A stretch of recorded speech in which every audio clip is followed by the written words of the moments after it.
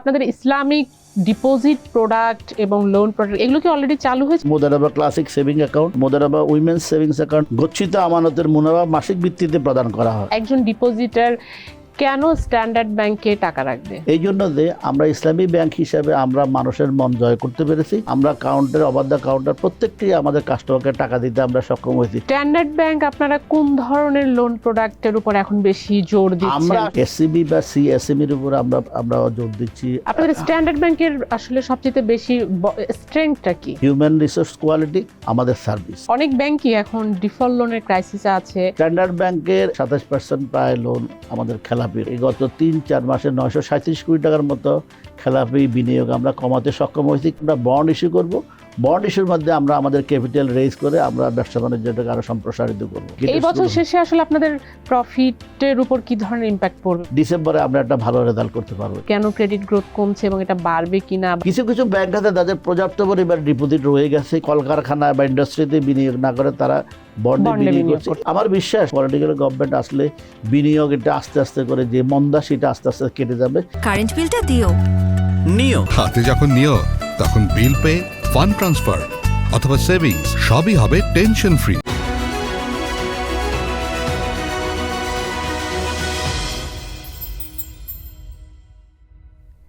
দর্শক আপনাদের স্বাগত ফিনটক উইথ জেবুন্নেসা আলো শোতে। আমরা আজকে কথা বলবো স্ট্যান্ডার্ড ব্যাংক নিয়ে। আপনারা জানেন যে স্ট্যান্ডার্ড ব্যাংক 2021 সালে কনভেনশনাল ব্যাংকিং থেকে পুরোপুরি ইসলামিক ব্যাংকিংয়ে রূপান্তর হয়। তো ইসলামিক ব্যাংক হিসেবে যেহেতু আপনারা জানেন যে ইসলামিক ব্যাংকিং নিয়ে বা বেশিরভাগ ইসলামী ব্যাংক এখন বিভিন্ন রকম ক্রাইসিসে আছে এবং ওভারঅল আমাদের ব্যাংকিং ইন্ডাস্ট্রিতেও বিভিন্ন ব্যাংক বিভিন্ন রকমের ক্রাইসিসের মধ্য দিয়ে যাচ্ছে। তো এর মধ্যে ডিপোজিটারদের অনেক প্রশ্ন থাকে, তারা কোথায় টাকা রাখবেন, কোথা থেকে লোন নেবেন, কোন ব্যাংকের হেলথ কেমন, সেই দিক বিবেচনা করে আজকে আমরা স্ট্যান্ডার্ড ব্যাংক সম্পর্কে জানবো যে এই ব্যাংকটি 2021 সালে ইসলামী ব্যাংকিং শুরু করার পর তারা এখন কেমন করছে, কি কি ধরনের ইসলামী ব্যাংকিং প্রোডাক্ট আছে, ডিপোজিটারদের জন্য কি ধরনের ফ্যাসিলিটিস বা যারা লোন নিতে চান তাদের জন্য কি ধরনের ইসলামী প্রোডাক্ট আছে, সেসব নিয়ে আজকে আমরা জানবো এই স্ট্যান্ডার্ড ব্যাংকের ম্যানেজিং ডিরেক্টর হাবিবুর রহমানের কাছ থেকে। আপনাকে ধন্যবাদ আমাদের স্টুডিওতে আসার জন্য। তো আমাদের কিন্তু অনেকেই আমরা জানি না বা বুঝতে পারি না যে স্ট্যান্ডার্ড ব্যাংক এখন ইসলামী ব্যাংক, ফুল ফ্লেজড একটি ইসলামী ব্যাংক। তো ইসলামী ব্যাংক হিসেবে তারা কেমন করছে বা কেন তারা কনভেনশনাল ব্যাংকিং থেকে ইসলামী ব্যাংকিংয়ে রূপান্তর হলো? ধন্যবাদ। দি বিজনেস স্ট্যান্ডার্ড দর্শকদের এবং শ্রোতাদের স্বাগত জানাচ্ছি, ধন্যবাদ জানাচ্ছি। ইসলামী ব্যাংক আসলে আপনি জানেন সারা বিশ্বের মধ্যে একটা সমাদৃত এবং অত্যন্ত আমরা যেটা বলি কল্যাণমুখী ব্যাংক। স্ট্যান্ডার্ড ব্যাংক যদিও তার কলাবারটা শুরু করে 1999 সালে একটি কনভেনশনাল ব্যাংক হিসাবে, বাট আমাদের সম্মানিত পরিচালনা পর্ষদের ধারাবাহিকতা বা তাদের চিন্তা চেতনায় ওনারা এটাকে 2021 সালে ফুল ফ্লেজেড ইসলামী ব্যাংক হিসাবে এটা রূপান্তর করে এবং আলহামদুলিল্লাহ আমরা 2021 সাল থেকে আমরা ফুল ফ্লেজেড ইসলামী ব্যাংকিং করে আসছি। ইসলামী ব্যাংক করে আসছি, যদিও আপনি যেটা বলছেন যে আসলে ব্যাংকে তো আমরা ইসলামী স্ট্যান্ডার্ড ব্যাংকের ইসলামী ব্যাংক হিসেবে আমরা এটা তো বুঝতে পারছি না। আসলে সত্যি কথা বলতে কি ইসলামী কথাটা কিন্তু ব্যাংকের মধ্যে সংযোজন অত্যন্ত জরুরি, কেননা অনেকেই বোঝে না যে কোন ব্যাংকটি ইসলামী কোন ব্যাংকে। আমাদের দেশে আপনি জানেন অনেকেই ব্যাংকিং করে, কিন্তু ব্যাংকিংয়ের গুড় নিহত যেটা ভিতরের যে জিনিসটা সেগুলো খতিয়ে দেখে না। আলহামদুলিল্লাহ আপনি শুনে খুশি হবেন যে আমরা ইতিমধ্যেই আমরা আমাদের ব্যাংকটির সাথে ইসলামিক কথাটা আমরা সংযোজন করার জন্য আমাদের বোর্ড থেকে এবং আমাদের যথাযথ কর্তৃপক্ষ থেকে আমরা মনে করেন পারমিশন পেয়েছি। আর যেটিতে এটা অপেক্ষমান আছে, যদি আমরা পারমিশন পেয়ে থাকি ইনশাআল্লাহ standard bank PLC, standard bank ইসলামী ব্যাংক পিএলসি হিসাবে এটা মনে করেন কার্যক্রম শুরু করবে। এর বাইরে আমরা আমাদের ব্যাংকের লোগো চেঞ্জ করে ফেলেছি, ইনশাআল্লাহ এটা খুব নিকটতম ভবিষ্যতে আমরা আমাদের নতুন লোগো আমরা সংযোজন করতে পারবো বলে আশা করি। এখন আসেন যে আপনি যেটা বললেন মানুষ এখন আস্থার সংকটে আছে, সত্যিকার অর্থে মানুষ এখন ব্যাংকিংয়ের যে অবস্থা আস্থার সংকটে আছে। কিন্তু আমি বিশ্বাস করি যারা তাদের নিজস্ব কার্যক্রম, যেমন আমি মনে করি প্রথম যে জিনিসটা দরকার হলো সার্ভিস ভেরি ইম্পর্টেন্ট। একটা ব্যাংকের যদি ফাইন্যান্সিয়াল ইনক্লুশনের মধ্যে তার সার্ভিস অ্যান্ড গুডস সার্ভিসের যদি সবগুলো সার্ভিস অ্যাভেলেবেল থাকে, যেমন আমি বলি আইটি সার্ভিস, অ্যাকাউন্ট ওপেনিংয়ের সার্ভিস, আপনার মনে করেন ডিজি ব্যাংকিং আমাদের।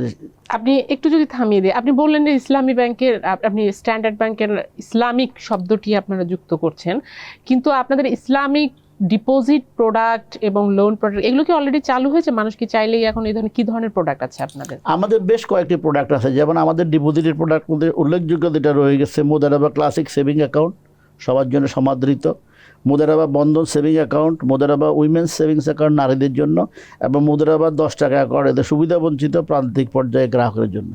এর বাইরে আমাদের কিছু কিছু অত্যন্ত লুক্রেটিভ আমাদের ডিপোজিট প্রোডাক্ট রয়ে গেছে, যেমন উপার্জন গচ্ছিত আমানতের মুনাফা মাসিক ভিত্তিতে প্রদান করা হয়, আস্থা মাসিক সঞ্চয় স্কিম, সঞ্চয়ের মাধ্যমে আমরা এটা অ্যাট্রাক্ট করে থাকি, স্ট্যান্ডার্ড জনপ্রিয় মাসিক সঞ্চয় স্কিম, মাসিক জমার কোনো নির্ধারিত পরিমাণ নেই, একটা জমা করলে আমরা মাসের শেষে একটা তাকে ওনাকে প্রফিট দিয়ে থাকি, গুণবতী নারীদের জন্য এটা অত্যন্ত আমাদের আমরা বলবো এটা একটা লুক্রেটিভ আমাদের প্রোডাক্ট নারীদের জন্য। আপনাদের তার মানে অনেক ধরনের প্রোডাক্ট আছে, কিন্তু আমাদের তো এখন বিভিন্ন ব্যাংক বিভিন্ন ডিপোজিট ক্রাইসিসে রয়েছে। আপনাদের ডিপোজিট ফ্লোটা কেমন, বা একজন ডিপোজিটার কেন স্ট্যান্ডার্ড ব্যাংকে টাকা রাখবে?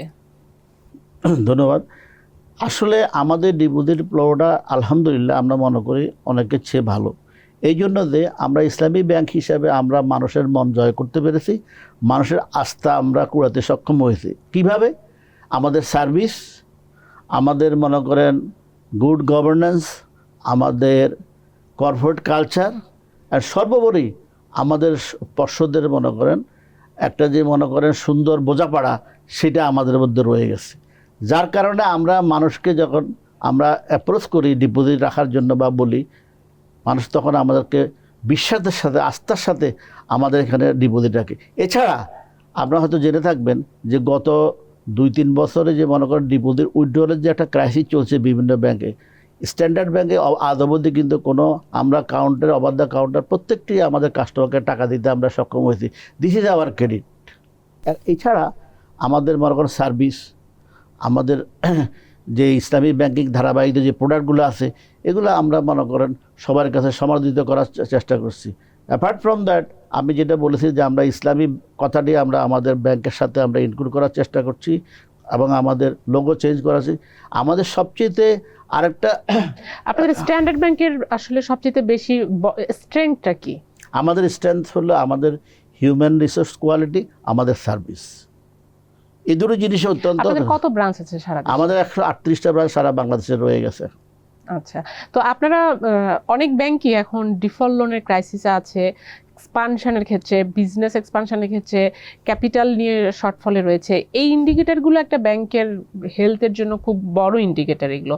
তো এই দিক থেকে স্ট্যান্ডার্ড ব্যাংক কি করছে বা কি পরিকল্পনা তাদের বিজনেস এক্সপানশনের ক্ষেত্রে, ক্যাপিটাল, আপনারা ক্যাপিটাল রেজ করারও আপনারা চেষ্টা করছেন, সেই দিকগুলো আসলে কি হচ্ছে? আসলে সত্যিকার অর্থে বলতে কি ব্যাংকিং সেক্টরের সবচেয়ে বড় যেটা এখন সমস্যা, সেটা হলো শ্রেণীকৃত বিনিয়োগ।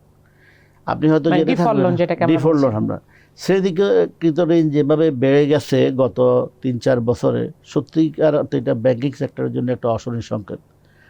বাংলাদেশ ব্যাংকের যথাযথ কর্তৃপক্ষ এই ডিফল্ট লোন কমানোর জন্য ওরা বিভিন্ন সময় বিভিন্ন সার্কুলারের মাধ্যমে ব্যাংকগুলোকে সজাগ করে আসছে, এবং তারা অ্যাক্টিভ কতগুলো প্ল্যান বা তারা কতগুলো পদক্ষেপ নিয়েছে যাতে করে খেলাপি ঋণ কমে আসে। আপনি হয়তো জেনে থাকবেন যে গত কয়েকদিন আগে আমাদের ব্যাংকার সভায় বাংলাদেশ ব্যাংকের গভর্নর মহোদয় এবং অন্যান্য কর্তৃপক্ষ যারা ছিলেন, ওনারা আমাদেরকে বলেছে যে খেলাপি বিনিয়োগ কমাতে হবে। সেই জন্য ওনারা নানা রকম নীতি সহায়তা, রেগুলাইজেশন করার জন্য আমাদেরকে মনে করেন সর্বদা আমাদেরকে পরামর্শ দিয়ে আসছেন। আপনি শুনে খুশি হবেন যে স্ট্যান্ডার্ড ব্যাংকের এখন আমাদের মনে করেন 27% প্রায় লোন আমাদের খেলাপি লোন।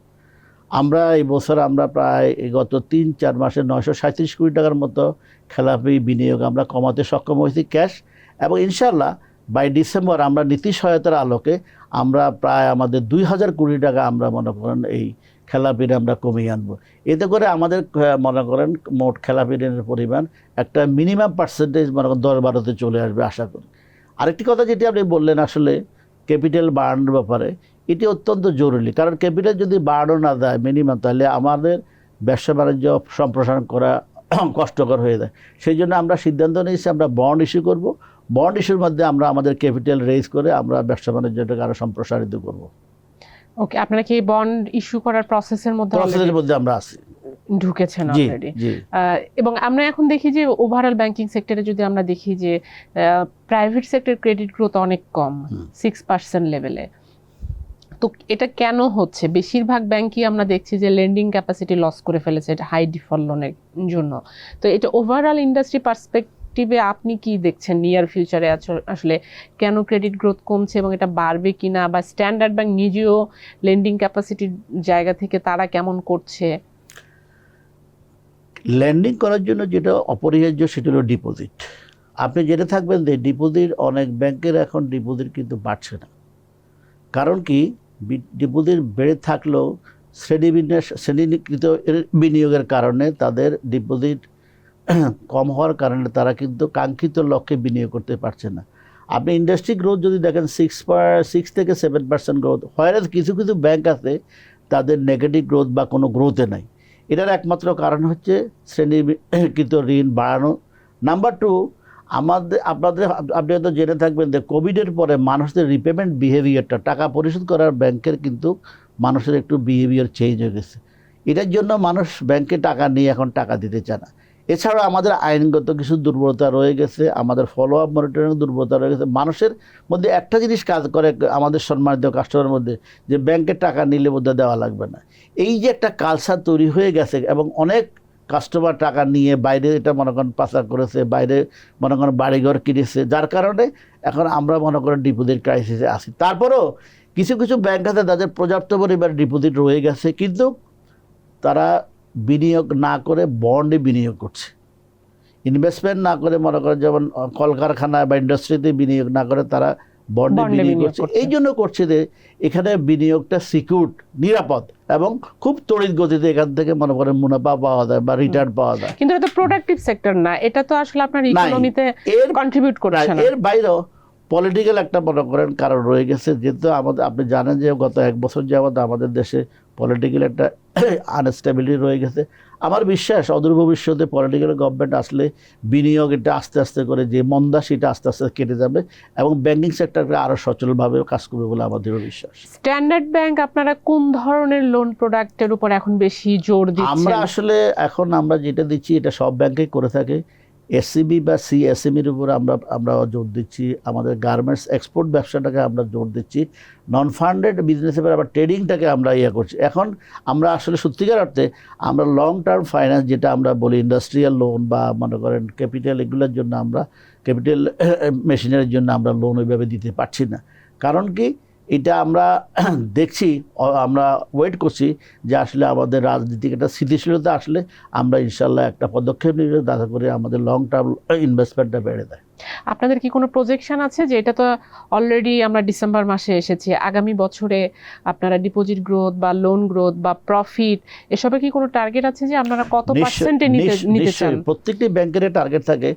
আমরা আমাদের এই বছরে যে ধারাবাহিকতা রয়ে গেছে, আমরা গত বছর হচ্ছে এই বছর আমাদের মনে করেন প্রত্যেকটা ইন্ডিকেটর, এই বছর শেষে আসলে আপনাদের প্রফিটের উপর কি ধরনের ইম্প্যাক্ট পড়বে বলে আমাদের এই বছরের প্রফিটে ইম্প্যাক্টটা কিছুটা শ্লথগতি রয়ে গেছে। কি জন্য আপনি জানেন যে গত ডিসেম্বরে 24শে ডিসেম্বরে প্রত্যেকটি ব্যাংকের যে শ্রেণীকৃত বিনিয়োগ যেটা ছিল কার্পেটের নিচে, সেটা কিন্তু বাংলাদেশ ব্যাংকের সহযোগিতা বা বাংলাদেশ ব্যাংকের পদক্ষেপে এটা কিন্তু বেরোয় চলে আসছে। সুতরাং এই বছর অনেক ব্যাংকেরই আপনি দেখবেন প্রফিটেবিলিটি কমে যাবে শ্রেণীকৃত বিনিয়োগের কারণে। ডিভিডেন্ড দেওয়ার ক্যাপাসিটিও অনেকের কমে যাবে। ডিভিডেন্ড দেওয়ার ক্যাপাসিটি গত বছরও 22টা ব্যাংকের ছিল, 22-23টা ব্যাংকের, এই বছর হয়তো বা এরকম হবে। কিন্তু সবচেয়ে সুখের বিষয়টাতে আমরা আস্তে আস্তে এই জিনিসগুলো থেকে বের হয়ে আসার জন্য আমরা আপ্রাণ চেষ্টা করছি, কাজ করে যাচ্ছি।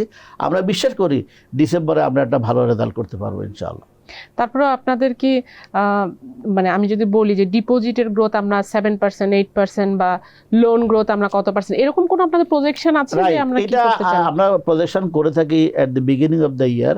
তো আমাদের এই বছরে যে ডিপোজিট গ্রোথ বা ইনভেস্টমেন্ট গ্রোথ, এটা মনে করেন ডিপোজিট গ্রোথ আমাদের প্রায় অলমোস্ট 11%, আমাদের ইনভেস্টমেন্ট গ্রোথ বেশ একদম 3.4% এরকম। আমাদের এক্সপোর্ট ইম্পোর্টের গ্রোথটা ভালো, এটা 14-15%-এর মতো। আর সবচেয়ে আমাদের যেটা ভালো, আমাদের রেমিটেন্স গ্রোথ। এক্স্যাক্টলি, আপনারা রেমিটেন্সে বেশ ভালো বা করছেন। আমাদের- রেমিটারদের জন্য আপনারা আসলে কি করছেন বা কি ধরনের প্রোডাক্ট আছে?